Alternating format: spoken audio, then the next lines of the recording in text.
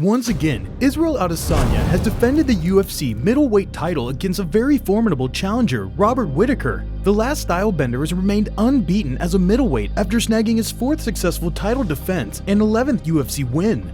The Nigerian-born champion continues to march forward in his quest to become the greatest UFC middleweight of all time, a distinction that still belongs to Anderson Silva. But after knocking off arguably the biggest threat to his reign, it's reasonable to say that Adesanya is gaining ground on the legendary Brazilian. Granted, Adesanya doesn't always deliver the most exciting performances. However, he's undeniably one of the best pound-for-pound fighters on the UFC roster and is basically untouchable at middleweight. With that in mind, let's revisit Adesanya's past couple of performances to assess why no one could dethrone the Last Stylebender. In a nutshell, here's why Adesanya is unbeatable at middleweight.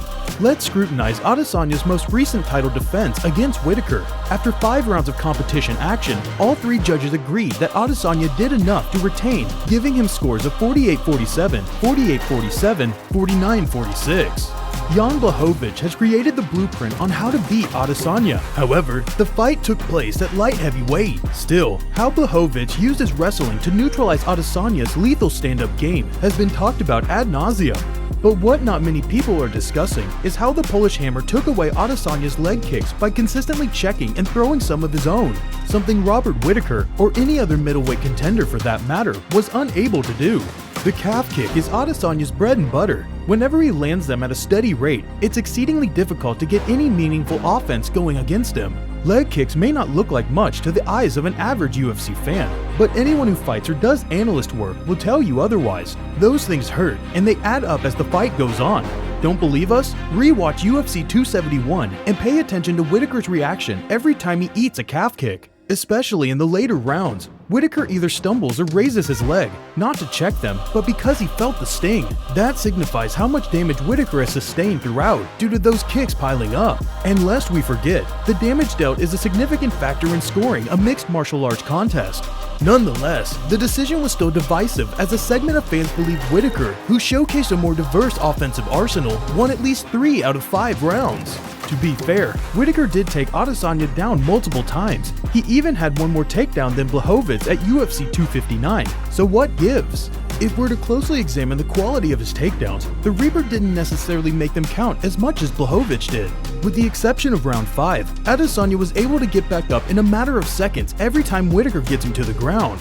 Whittaker's total control time is only 3 minutes and 40 seconds throughout the course of the 25-minute affair. Not only that, but Adesanya was able to evade any significant damage every time Whittaker engages in the grappling exchange.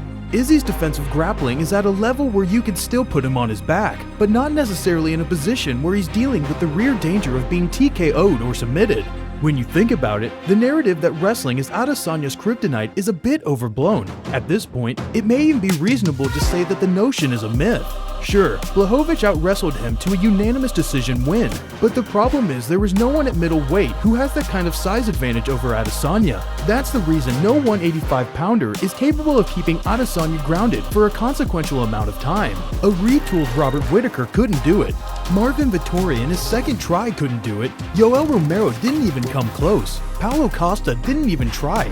Derek Brunson tried, but was sent to the realm of ghosts and shadows. So you might be wondering, who has a realistic chance of putting an end to the Last Stylebender's reign? Kamaru Usman could conceivably do it, but the UFC welterweight champ isn't interested in fighting his friend and possibly taking his title away. Usman has made it clear time and again, that fight will never happen. Rising star Khamzat Chimaev is confident that he's the man for the job, and Henry Cejudo vehemently agrees. However, Chimaev currently fights at welterweight.